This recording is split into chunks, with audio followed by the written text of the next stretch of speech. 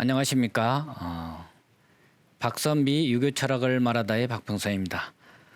오늘은 유교 경전의 구조와 특성에 대해서 알아보도록 하겠습니다. 자, 여러분들 유교 경전 하면 사서삼경을 떠올릴 텐데요.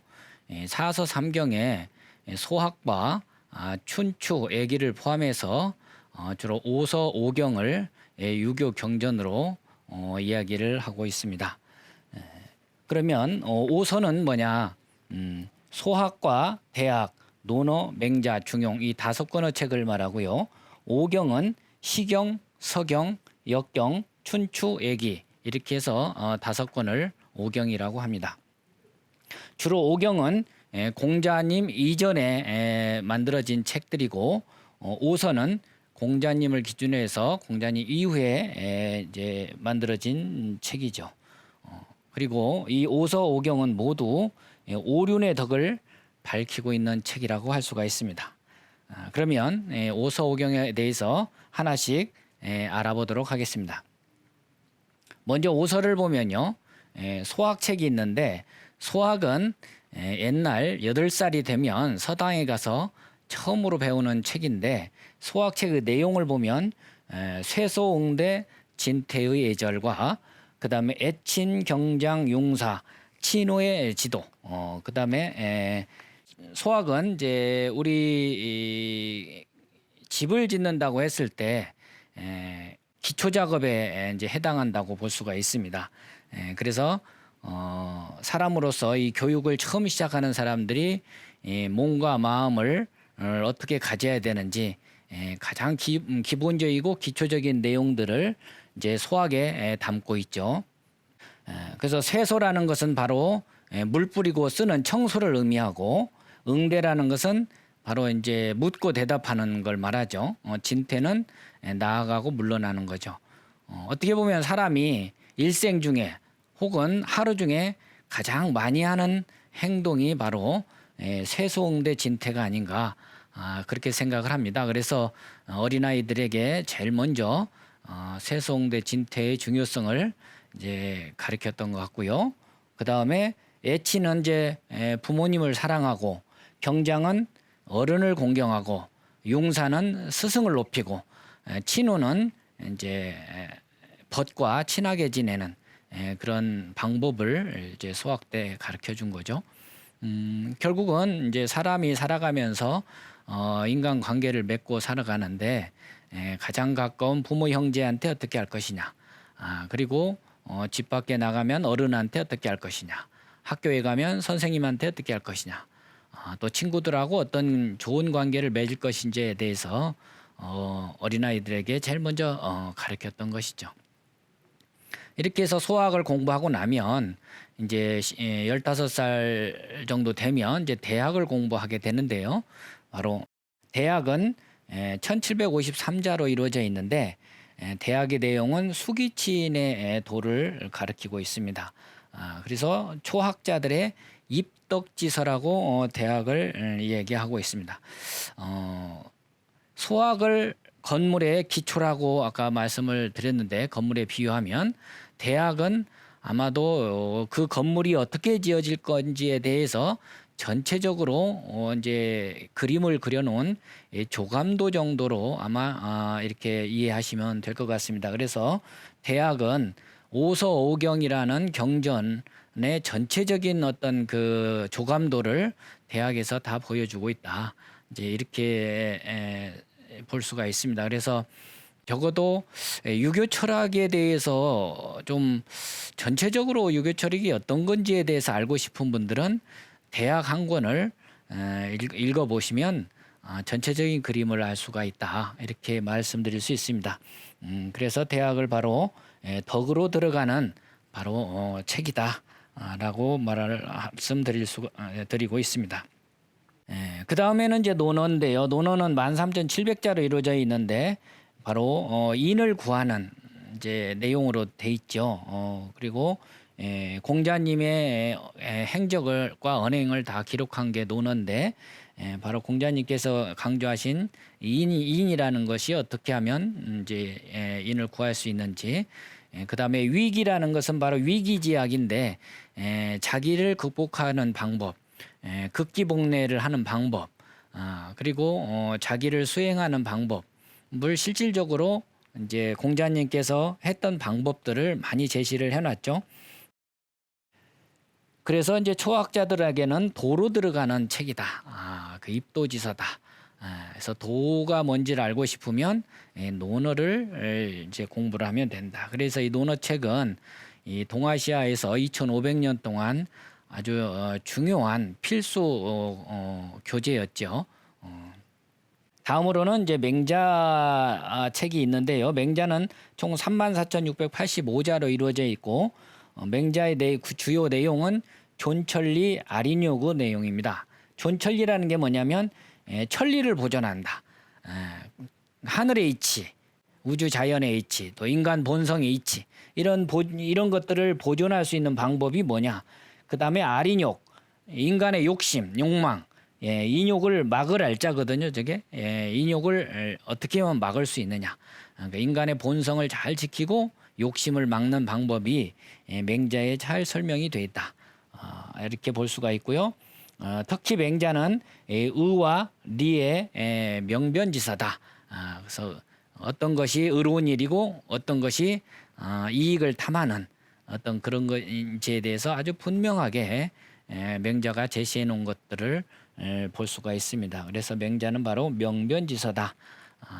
그래서 맹자를 읽으면 사람이 달변가가 된다고도 합니다. 그리고 이 건축으로 보면 논어는 이제 실제 집을 짓는 어떤 그 도라는 것은 실제 행을 수반하기 때문에 소학에서 기초를 닦고 대학에서 조감도를 보고 논어에서는 실제 그 조감도에 맞게 집을 지어갈 수 있는 어떤 방법이 다 있고 맹자에 오면 이제 마지막으로 집을 잘 꾸미는 인테리어를 아주 멋지게 해서 정말 사람이 살 수 있는 멋진 집을 짓는 것과 같이 맹자의 경전이라는 특징은 바로 그 인테리어라는 것과 같다라고 설명을 저는 드리고 싶습니다. 이제 마지막으로 중용이라는 책이 있는데요. 중용은 3,568자로 되어 있는데 바로 중화에 이르는 어떤 그런 경지를 말하고 있어요.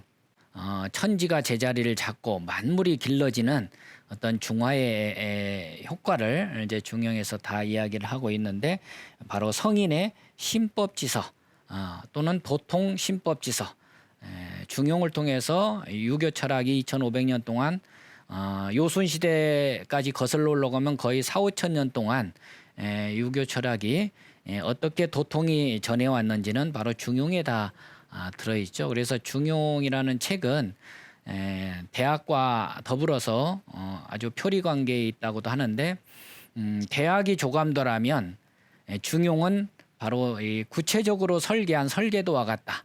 저는 이제 이렇게 한번 비유를 해봤습니다. 그래서 건물을 지을 때 소학으로 기초를 다지고 대학으로 조감도 전체적인 조감도를 보고 논어 맹자를 통해서 실제 집을 짓고 중용에서 그런 구체적인 설계도가 나오면 이제 집이 완성이 되는 거죠. 그래서 중용은 이제 좀 형이상학적인 내용도 많고 그래서 또 소주역이라고까지 이렇게 이야기를 하죠. 그래서 오서에 대해서 이렇게 기본적으로 이제 어떻게 어떤 내용으로 돼 있고 어떤 특징이 있는지 제가 이렇게 좀 설명을 드렸습니다. 자, 그러면 소학의 이제 저술 좀 더 구체적으로 알아보면 소학은 어떻게 만들어졌느냐? 바로 주자의 제자인 유청지와 함께 이제 소학 집주를 편집했죠. 주자 선생께서. 그런데 송대 이후의 소학은 육아의 주요 경전으로 인식되었고 우리나라 같은 경우는 이제 조선 초기에 선비들의 필독서가 되었죠. 특히 이제 한원당 김경필 선생 같은 경우는 평생을 이제 소학책을 끼고 살았다 그래요. 그래서 소학동자로까지 이렇게 불려졌고 그 이후에도 종암, 종황조, 퇴계 이황, 율곡, 이희 선생 등이 학문의 기본서로 이렇게 삼았습니다. 그래서 오늘날 소학 집주는 율곡 선생께서 직접 주예를 달아서 편집한 오서의 하나가 됐죠. 그래서 소학집주의 구성과 내용을 보면 1장은 입교로 돼 있고 2장은 명륜, 3장 경신, 4장 계고, 5장 가언, 6장 선행이 돼 있는데 1장 입교편의 첫 구절이 바로 태교법이 나옵니다. 그래서 태교를 통해서 자아 존중감과 효심을 이렇게 일으켰고, 그다음 명륜을 편에서는 바로 오륜을 어떻게 실천한지에 대해서 내용이 들어 있죠. 그다음에 3장 경신에서는 이제 마음을 어떻게 하고 위는 어떻게 가지고 의식주는 어떻게 애를 갖춘지에 대해서 설명이 돼 있고, 4장은 이제 하나라, 은나라, 주나라 성현들의 언행이 기록돼 있고, 5장 가언은 한나라 이후 현자들의 언행, 6장 선행은 한나라 이후 현자들의 또 선행이 이렇게 이제 사례로 이렇게 소개되고 있습니다. 대학은 이제 예기 49편 중에 42번째로 이렇게 들어있는 내용을 송나라 때 이후에 이렇게 단행본으로 출간되기 시작하는데요. 대학은 이제 경문 1장과 전문 10장으로 이루어져 있어요. 근데 경문은 공자님의 말씀을 증자라는 제자가 이렇게 기술했고, 전문 10장은 증자의 뜻을 모아 그 문인들이 기록을 했다고 합니다. 특히 증자의 문인 중에 이제 자사가 도통을 전했는데, 이 자사는 바로 공자의 친손자죠. 자사가 대학의 대부분을 기술했을 것이라고 이렇게 추측을 하고 있습니다. 대학은 옛날 태학에서 사람을 기르던 법인데, 주자는 이걸 삼강령 8조목으로 재편집을 해서 구성을 했습니다. 그래서 대학의 내용은 바로 수기치인, 자신을 잘 닦아서 또 남에게까지 그걸 미루어 이제 영향을 주는, 선한 영향력을 주는 그런 방법들이 대학의 이제 내용으로 구성되어 있죠. 그 다음에 논어의 저술을 배경을 보면, 논어라는 책은 노나라의 논어가 있고요, 제나라에도 논어 책이 있고, 또 공자님 벽석에서 나온 고본 논어가 이렇게 전해지는데, 원본은 전한 말기에 다 사라지고 없어졌습니다. 근데 현재 논어는 전한 말기에 한무제 때 안창우 장우라는 사람이 노나라 논어하고 제나라 논어를 비교해서 지금의 이제 20편으로 이렇게 만들어 놓은 거죠. 그 이제 논어에다가 주석서, 즉 설명서를 붙인 거죠.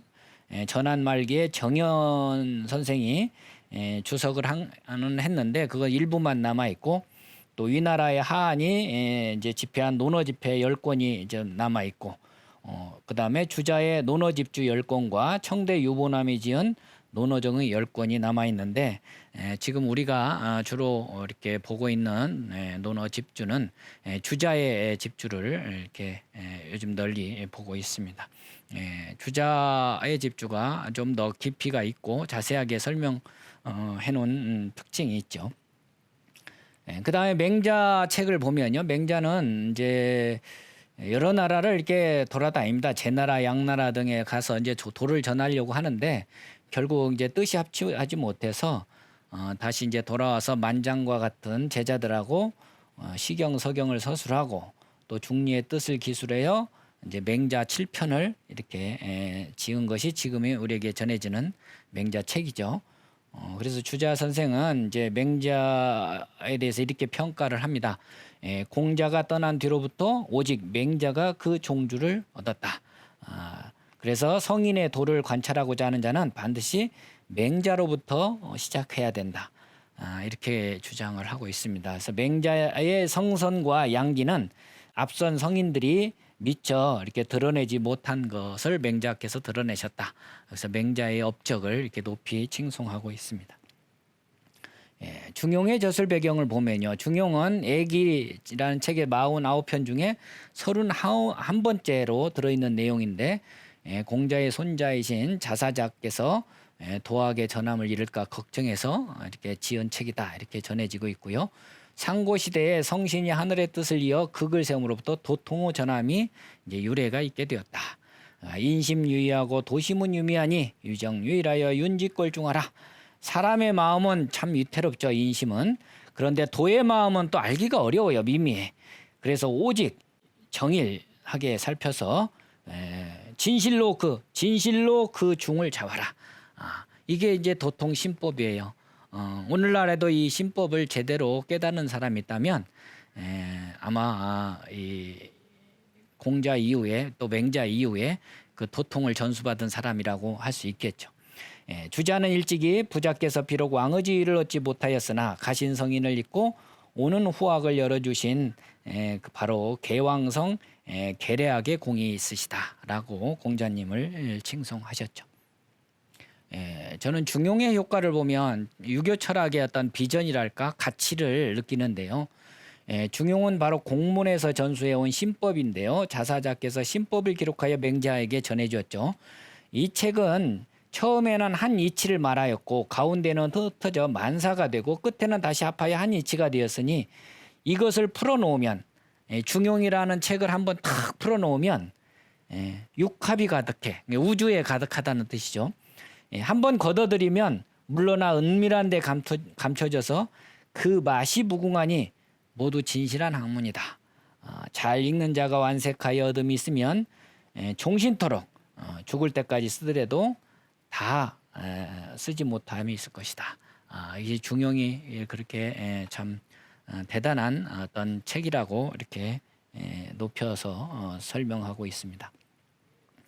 자, 그러면 지금부터는 오경에 대해서 한번 설명을 드릴게요. 오경은 이제 공자님 이전에 요순으로부터 이렇게 내려오는 어떤 기록들을 모아놓은 책들인데 시경은 총 39,224자로 이루어져 있는데 인간의 그 본성, 성정의 사특함과 발음에 대해서 아주 시경에서는 잘 드러나 있죠. 그리고 선악의 포와 갠데 이게 포상, 선악을 널리 포상하고 선을 널리 참 알리고 악을 징계하는 그런 내용은 이제 내용으로 이루어져 있죠. 시경이. 오늘날로 보면 그 당시에 어떤 대중가요 중에 참 가장 이렇게 우수한 곡들을 모아놓은 책이다 이렇게 이야기도 합니다. 그리고 서경이라는 책은요 25,800자로 이루어져 있는데 이제 삼왕의 어떤 그 천하를 다스리는 대경대법이 다 서경책에 들어있다. 그래서 이제라는 것은 이제 요임금과 순임금을 이야기하고 삼왕이라는 건 하은주의 왕들을 얘기하죠.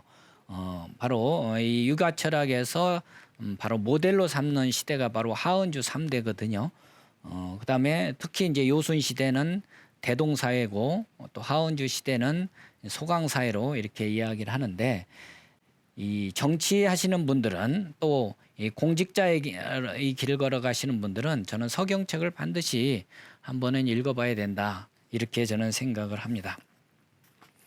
또 시경책은 교육자라면 시경책을 반드시 한 번은 읽어봐야 된다고 생각을 하고요. 그다음에 세 번째 역경이 있는데 역경은 우리가 주역으로도 많이 알려져 있죠. 24,207자로 이루어져 있는데 기륭존망과 진퇴서장의 기미를 주역에서 알 수가 있다. 그러고 길하고 흉하고 또 보존되고 없어지고 또 나아가고 물러나고 소멸되고 성장하고 그런 이치가 주역 안엔 다 들어 있습니다. 우주 변화의 원리를 설명해 놓은 책이라고 할 수 있는 거죠. 주역은. 그래서 이 주역은 이제 과학자들이 이제 많이 공부하면 도움이 되는데 실제로 이 주역이 15, 16세기에 서구 유럽으로 전해져서 지금의 컴퓨터도 만들어지는 계기가 됐다고 해요. 그래서 이 주역이라는 책은 이제 우주의 변화 원리를 잘 익혀서 우리 인사에도 이제 기륭전망, 진퇴소장을 예측할 수 있는 그런 안목을 주역을 통해서 기를 수가 있습니다.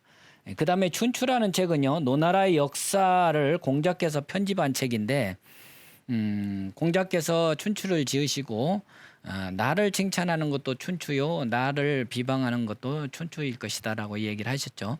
이 춘추라는 책을 짓자 난신적자가 사라졌다 그래요. 왜 그러냐면 인간의 뭐라고 그럴까요? 기획할 수 있는 인간이 생각해낼 수 있는 어떤 그 방법도 이 춘추 안에 그물에 다 걸린다는 거죠.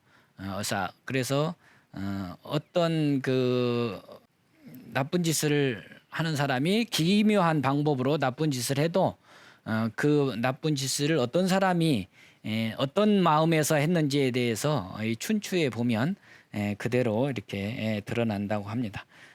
그래서 춘추의 그물에서 벗어날 수가 없는 거죠. 그 다음에 얘기책이 있는데요. 얘기라는 책은 3대 문물제도, 하은주 3대 문물제도와 의례를 편집해 놓은 책인데, 한나라 때 대덕, 대성 이런 분들이 이제 집대성 했다고 전해집니다. 그래서 춘추라는 책은 언론인들, 방송인들, 기자 이런 분들은 춘추를 반드시 저는 읽어봐야 된다고 생각을 합니다. 특히 춘추필법이라는 그 서술 방법이 아주 우리 동양에서는 공자 이후에 그 역사를 서술하는 어떤 방법으로서 전해져 내려오고 있죠. 춘추필법이라는 게 뭐냐면 아주 이 선한 것, 선한 행위는 아주 자세하게 기록을 하고요.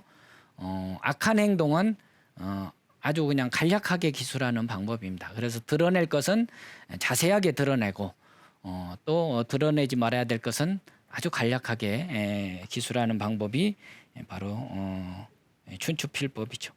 그리고 이제 마지막에 제가 악경이라고 이렇게 써놨는데요. 시경에 악보를 붙여서 만든 음악에 관한 경전이라고 하는데 이 악보는 지금 사라지고 진시황 때 분서경위로 사라지고 지금 전해지지 않고 있습니다. 그래서 이 악경은 현재 전해지지 않고 있는데 공자님께서는 사실 악경까지 포함하면 총 6경이죠. 그래서 6경 중에 악경을 제일 먼저 정리했다고 그러세요. 그래서 세상을 음악을 통해서 먼저 교화를 했다고 합니다. 어떻게 보면 우리나라 세종대왕께서 악학개밤을 만드신 것도 음악을 통해서 대중을 민중을 교화하려고 하는 그런 의도가 이제 하고 같다고 하겠습니다. 자, 시300이라는 말이 있는데요. 시경을 한마디로 말하면 사무사라고 공자님께서 이 얘기를 하셨습니다. 생각함에 사특함이 없다. 그래서 시경이 총 300편으로 이루어져 있는데 그 300편을 한마디로 말하면 바로 사무사다 이렇게 이야기를 하셨죠. 그 다음에 서경의 정신은 바로 공경할 흠자 한 글자로 요약할 수가 있습니다. 공경할 흠. 그래서 이 정치를 하는 분들은 바로 이 공경한다는 게 섬기는 거 아니겠습니까? 백성을 섬기고 하늘을 섬기는 그런 마음이 있어야 됩니다. 그 다음에 주역의 3대 원리가 있는데요. 바로 변역과 불역과 간역이 있어요. 세상 만물은 변한다. 그런데 그 변한다는 사실만큼 변하지 않는다. 그리고 변역과 불역 사이는 간단하다. 태극이 음양을 낳고 음양이 사상을 맡고 이렇게 만물의 생성 변화가 생성이 변화한다는 것은 진리죠. 그리고 만물이 변하지만 그 근본은 변하지 않는다. 그게 불역의 원리죠. 그다음에 세상 만물을 8궤로 다 설명을 한다는 게 얼마나 간편합니까? 그다음에 춘추필법 방금도 말씀드렸지만 대의명분을 밝히는 역사서술 방법으로 드러날 것은 드러내고 깎아내릴 것은 깎아내리는 방식. 선한 일은 자세히 기록하고 악한 일은 간략하게 기록하는 걸 말하죠. 마지막으로 예기의 정신을 무불경이라고 할 수 있습니다. 예기 공례 제1장에 보면 예의 300가지와 위 3000가지가 있는데 모두 경 아닌 것이 없다. 이렇게 또 중용 제28장에서 또 이야기하고 있는데요. 이 무불경이라는 글씨는 퇴계 선생님의 글씨입니다. 그래서 예기를 한마디로 말하면 무불경이다. 이렇게 요약할 수가 있죠. 그래서 우리가 예의밤절 많이 얘기하는데 항상 마음속에 이 공경하는 마음을 가지고 예를 행해야 그게 예의 본질을 잃지 않는 거죠. 자, 이렇게 해서 오서오경을 오늘 살펴봤습니다. 오서오경은 바로 오륜의 덕을 밝히는 책으로서 유교의 경전이 되겠습니다. 오늘 오서오경에 대해서 통해서 여러분들이 다 공부할 수 없다면 이 중에서 한두 권이라도 자기에게 맞는 걸 선택해서 공부하실 것을 권해드립니다. 그러면 이상으로 오늘 마치겠습니다. 감사합니다.